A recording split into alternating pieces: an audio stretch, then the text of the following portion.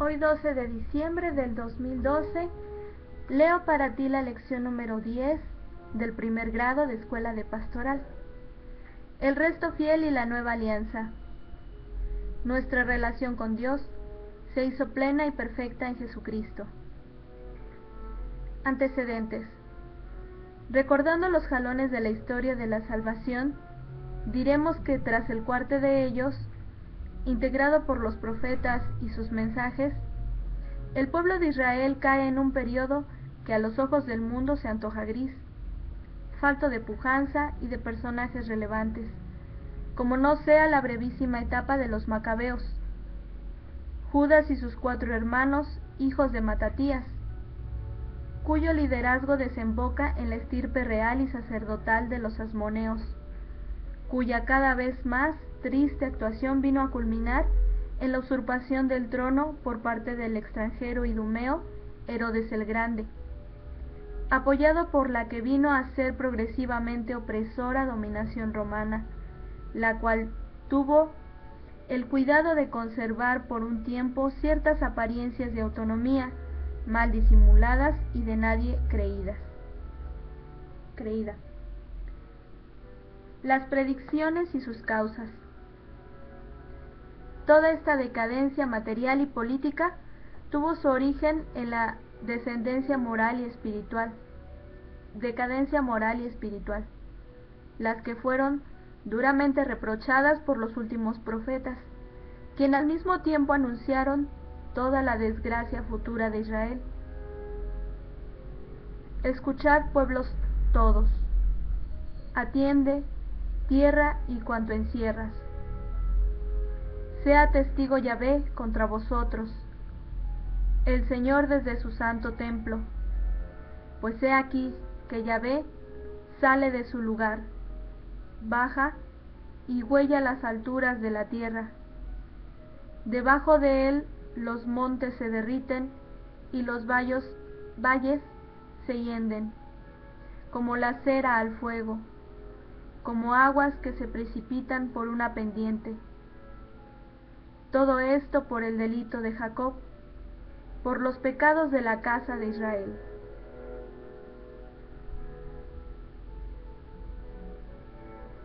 Miqueas capítulo 1, versículos del 2 al 5. La ruina del pueblo escogido.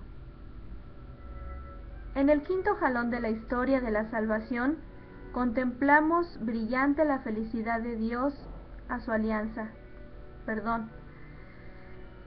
En el quinto jalón de la historia de la salvación, contemplamos brillante la fidelidad de Dios a su alianza. Pese a las infidelidades que en masa cometió Israel, Yahvé es firme a su promesa, y a lo que entonces hace Él es reservarse un resto, lo que, aun dispersos, permanecen fieles, cuyos estos Él cumplirá el día de la promesa. A este resto se debe que la ira de Dios no arrase a Israel totalmente, como lo hizo con las ciudades malditas, obrando con inmensa misericordia.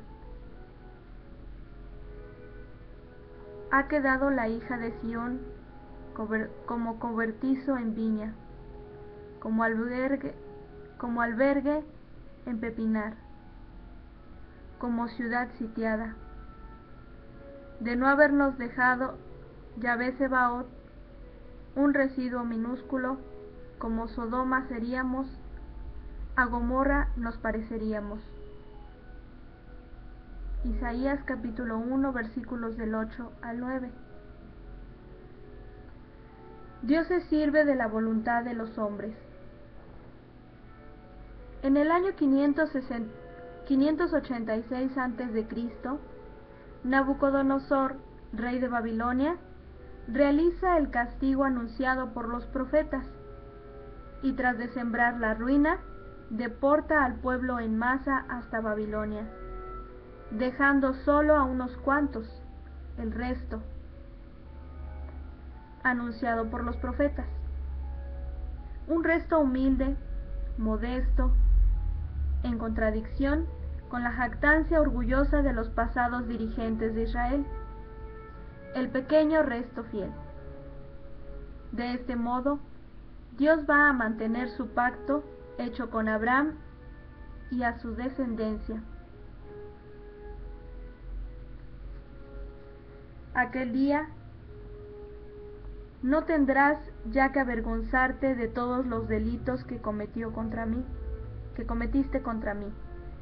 porque entonces quitaré yo de tu seno a tus alegres orgullosos, y no volverás a engreírte en mi santo monte. Yo dejaré en medio de ti un pueblo humilde y pobre, y en el nombre de Yahvé se cobijará el resto de Israel. No cometerán más injusticias, no dirán mentiras, y no más se encontrará en su boca lengua embustera. Se apacentarán y reposarán sin que nadie los turbe.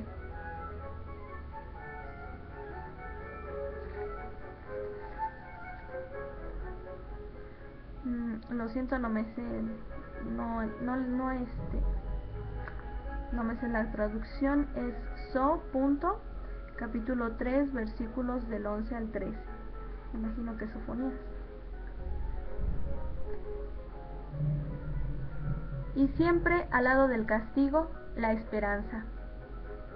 Tal como procediera el Señor ante el pecado de Adán, ante la iniquidad que originó el diluvio y ante tantas y tantas infidelidades de Israel, junto con el castigo, ofrece la esperanza y la rehabilitación que llegará con la regeneración que de sí mismo haga el pueblo.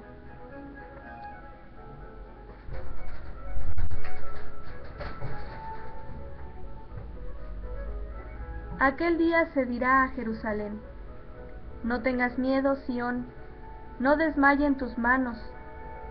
Yahvé tu Dios está en medio de ti, un poderoso Salvador. Él exulta de gozo por ti, te renueva por su amor, danza por ti con gritos de júbilo como en los días de fiesta. Yo quitaré de tu lado la desgracia, el oprobio que pesa sobre ti. Igual, Sofonías capítulo 3, versículos del 16 al 18. Por amor, siempre por amor, hasta darnos un Salvador. Pero este resto, al fin, ya no será vacilante, ni se apartará de la alianza, y se apoyará en Yahvé con firmeza. Al fin entendieron una verdad tan vieja como el hombre sobre la tierra. Dios ama al hombre, y por ese amor Dios ha determinado salvar al hombre, aun a pesar de la incomprensión de éste. Este amor se traduce ahora, al fin, en fe, y de la fe pasa el hombre a la esperanza. En ella se encontrará en adelante el firme cimiento de su fidelidad a Dios y de su confianza en la promesa. Aunque el antiguo esplendor del reino haya desaparecido, Sión, la cumbre sobre la que se edificó la ciudad de Jerusalén, por obra del rey David, mancillado, el templo arrasado, las murallas, figura de la protección divina, demolidas. A pesar de todo eso, el resto espera contra toda esperanza, tal como esperó Abraham. Estos esperan auxilio, liberación, redención, y su única esperanza está puesta en el Señor, de quien todo vendrá.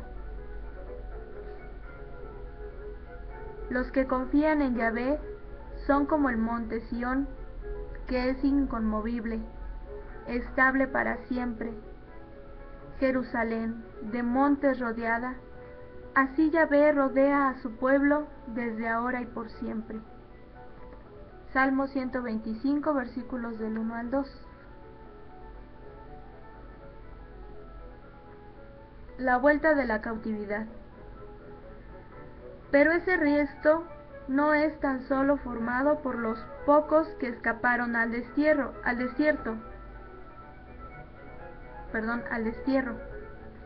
También allá, en la remota Babilonia, en la dura cautividad, se forjaron en su fe y su esperanza otros elementos de ese resto, los que al fin consiguieron que por el edicto de Ciro, rey de los medos y los persas y conquistador de Babilonia, se les permitiera el retorno en el año 538 a.C.,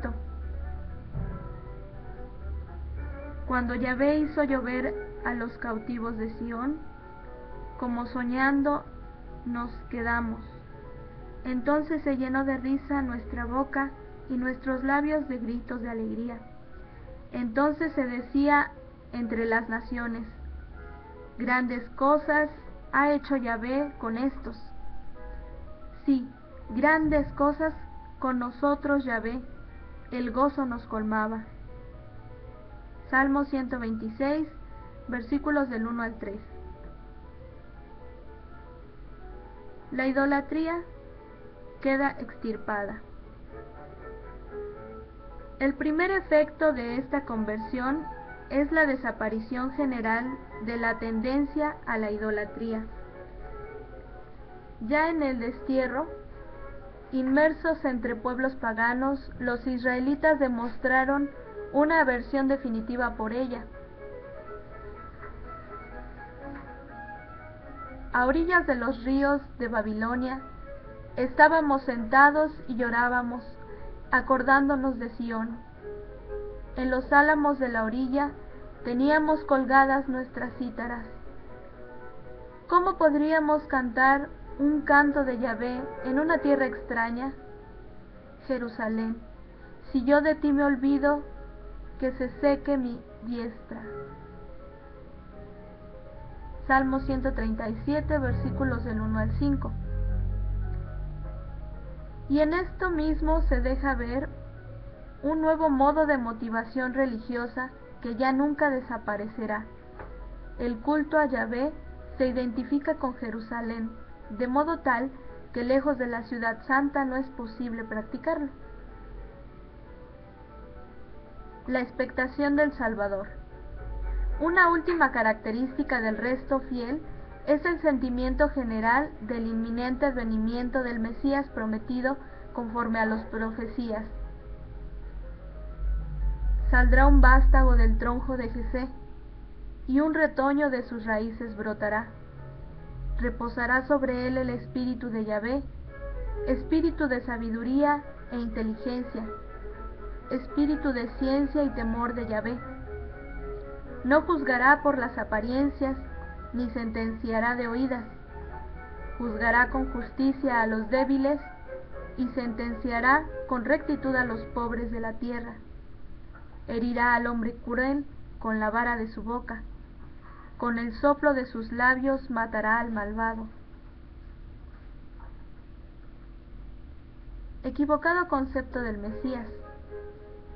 Con todo, el concepto del Mesías se vio falseado por el extremismo nacionalista, al punto de concebir la idea errónea de que Dios reservaba para Israel un liderazgo del todo material, temporal, entre las naciones, y con esto la esperanza de un Mesías, caudillo, un tanto conquistador y otro tanto justiciero y reparador de los agravios pasados.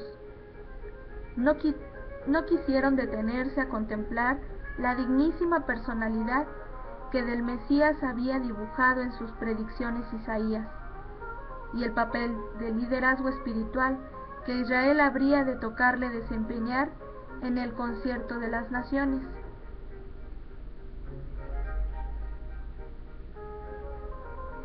Sucederá en días futuros que el monte de la casa de Yahvé será asentado en la cima de los montes, y se alzará por encima de las colinas. Confluirán a él todas las naciones, y acudirán pueblos numerosos. Dirán: venid, subamos al monte de Yahvé, a la casa del Dios de Jacob. para que Él nos enseñe sus caminos y nosotros sigamos sus senderos. Pues de Sión saldrá la ley, y de Jerusalén la palabra de Yahvé. Juzgará entre las gentes, será árbitro de los pueblos numerosos. Isaías capítulo 2, versículos de 2 al 4.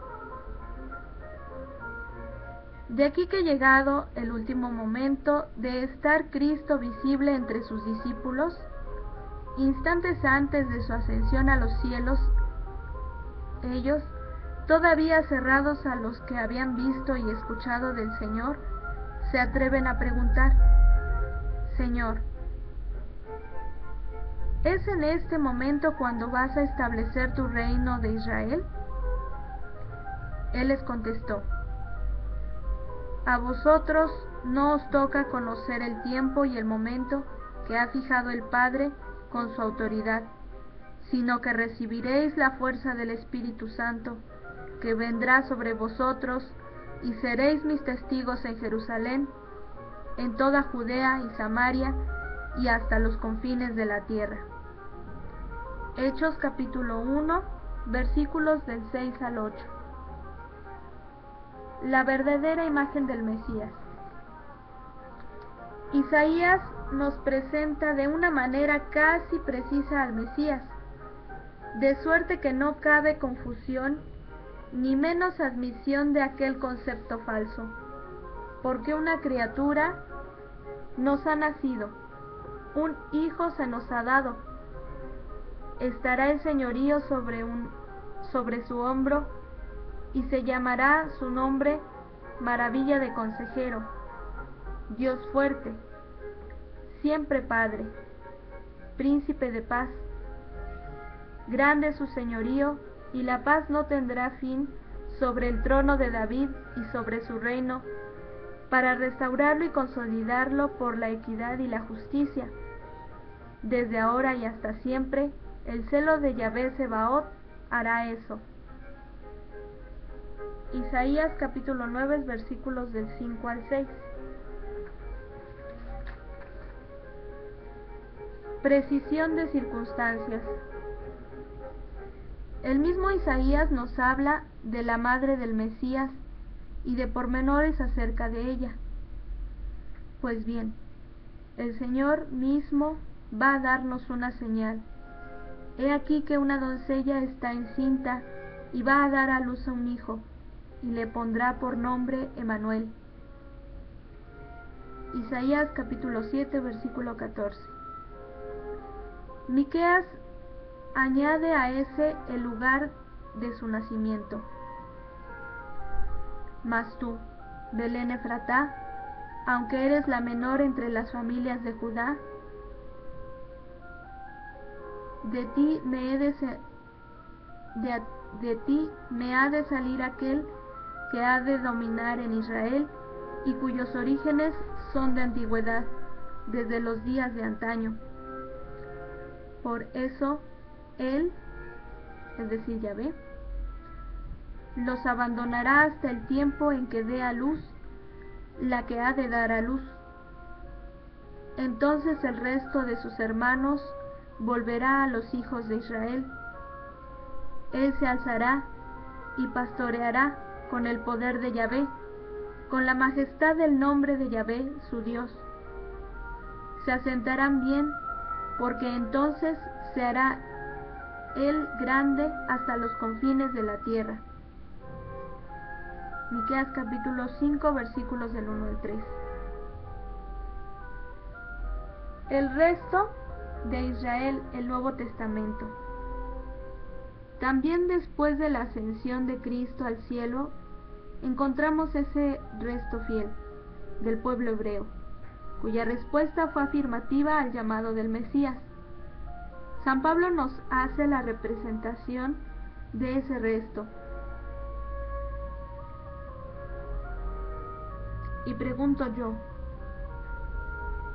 ¿es que ha rechazado Dios a su pueblo? De ningún modo. Que también yo soy israelita, del linaje de Abraham, de la tribu de Benjamín. Dios no ha rechazado a su pueblo, en quien de antemano puso sus ojos. ¿O es que ignoráis lo que dice la Escritura acerca de Elías, como se queja ante Dios contra Israel? Señor, han dado muerte a tus profetas, han derribado tus altares, y he quedado yo solo, y acechan contra mi vida. ¿Y qué le responde el oráculo divino? Me he reservado 7,000 hombres que no han doblado su rodilla ante Baal. Pues bien, del mismo modo, también en el tiempo presente, subsiste un resto elegido por gracia. Romanos capítulo 11, versículos del 1 al 5. Y de entre ese resto fiel fue elegida una doncella. Hemos llegado, dentro de la historia de la salvación, a la plenitud de los tiempos, esto es, al momento en que Dios, viendo ya maduro el momento, comienza la obra de la redención. Y así, cuando cumplido el momento, y así, dando cumplimiento a las profecías, desde Adán hasta el último de los profetas, nos envió a su Hijo, Dios de Dios, luz de luz, para que al hacerse hombre en las purísimas entrañas de María, por nosotros predicara, enseñara, padeciera, muriera y resucitara, y de este modo tuviéramos vida, los que estábamos sentados a la sombra de la muerte. Y ello comenzó así. Fue enviado por Dios el ángel Gabriel a una ciudad de Galilea llamada Nazaret, a una virgen desposada con un hombre llamado José, de la casa de David. El nombre de la virgen era María, y entrando le dijo: Alégrate, llena de gracia, el Señor está contigo. Ella se conturbó por estas palabras y discurría qué significaría aquel saludo. El ángel le dijo: No temas, María, porque has hallado gracia delante de Dios. Vas a concebir en el seno y vas a dar a luz un hijo, a quien pondrás por nombre Jesús. Él será grande y será llamado Hijo del Altísimo, y el Señor Dios le dará el trono de David, su padre. Reinará sobre la casa de Jacob por los siglos, y su reino no tendrá fin. María respondió al ángel: ¿Cómo será esto, puesto que no conozco varón? El ángel le respondió: El Espíritu Santo vendrá sobre ti, y el poder del Altísimo te cubrirá con su sombra. Por eso, el que ha de nacer será santo, y será llamado Hijo de Dios. Mira también, Isabel, tu pariente, ha concebido un hijo en su vejez, y este es ya el 6º mes de aquella que llamaban estéril, porque ninguna cosa es imposible para Dios. María dijo: He aquí la esclava del Señor, hágase en mí según tu palabra. Y el ángel, dejándola, se fue. Lucas capítulo 1, versículos del 26 al 38. El Mesías vino a congregar al resto fiel. Así como aquel resto fiel se había como encerrado en aquella esperanza de un Salvador, sin una idea precisa acerca de él y del tipo de salvación, del mismo modo esa común espera y estado de ánimo había creado un ambiente muy particular. Es un momento providencial en que habría de tener realización lo predicho por boca de Ezequiel. Porque así dice el Señor Yahvé: Aquí estoy yo, Yo mismo cuidaré de mi rebaño y velaré por él, como un pastor vela por su rebaño cuando se encuentra en medio de sus ovejas dispersas. Así velaré yo por mis ovejas, las recobraré de todos los lugares donde se habían dispersado en día de nubes y de brumas. Ezequiel capítulo 34, versículos del 11 al 12. Es la función con que Jesús da comienzo a su actividad mesiánica. Jesús recorría todas las ciudades y aldeas, enseñando en sus sinagogas, proclamando la buena nueva del reino y sanando toda enfermedad y toda dolencia. Y al ver a la muchedumbre, sintió compasión de ella, porque estaban vejados y abatidos como ovejas que no tenían pastor. Mateo capítulo 9, versículo del 35 al 36. El resto fiel, disperso en todas las naciones. No solamente hemos de considerar entre el resto fiel a los israelitas. Muchos gentiles de buena voluntad vivían también la búsqueda de Dios por otros caminos. A ellos se refirió Cristo cuando dijo: también tengo otras ovejas que no son de este redil. También a esas tengo que conducir, y escucharán mi voz, y habrá un solo rebaño, un solo pastor. Juan capítulo 10, versículo 16. El mismo San Juan narra más adelante, cuando Caifás, el sumo sacerdote, emite su determinación de condenar a Jesús a ser muerto. Expresó el pontífice la convicción de que la misión de Cristo iba más allá de Israel.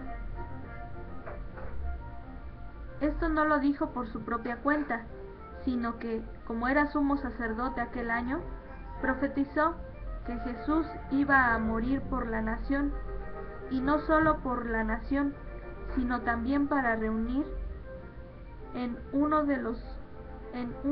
a los hijos de Dios que estaban dispersos. Juan capítulo 11, versículos del 51 al 52. El resto fiel en nuestros días. El nacimiento de Jesucristo marca el momento en que Dios abre las puertas de la salvación a todos los hombres. Así se cumple la promesa hecha a Abraham: en tu descendencia serán benditas todas las naciones de la tierra. Hoy como entonces hay baales de materialismo, de técnica, de goce, de riqueza y de egoísmo. Y también hoy hay un resto fiel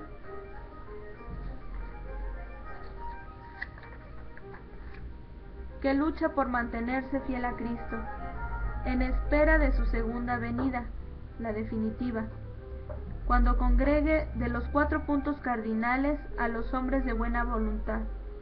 Entonces se realizarán sus palabras: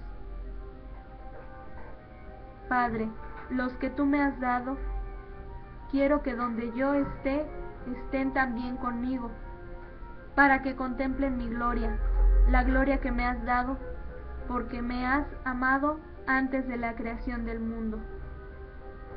Juan capítulo 17, versículo 24.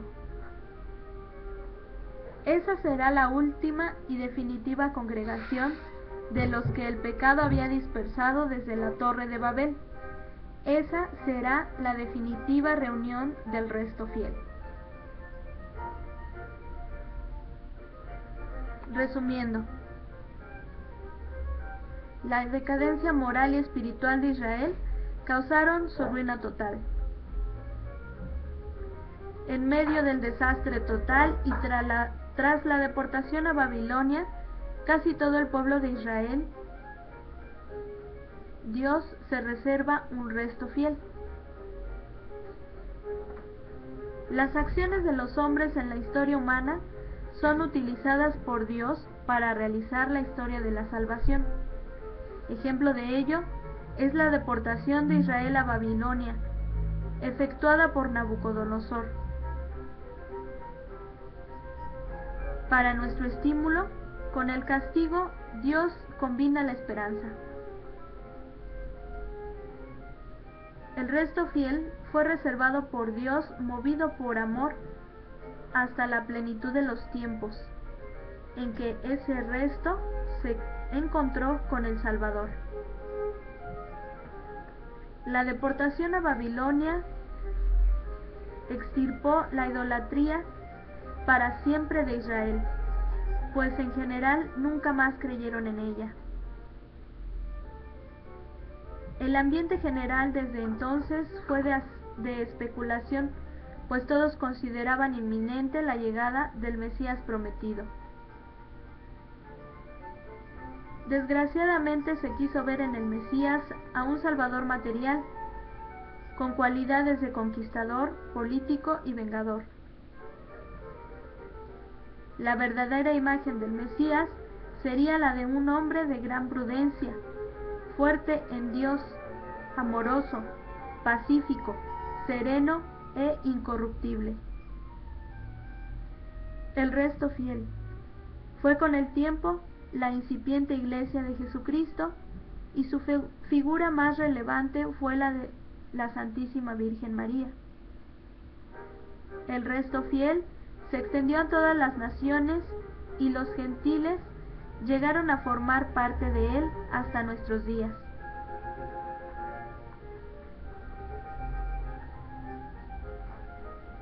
Reflexiones personales.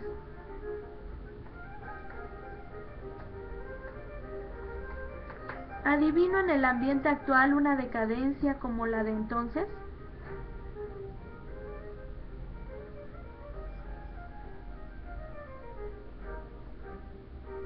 ¿Existe también hoy expectación y hambre de Dios? ¿Puedo yo influir en la historia con actos salvíficos?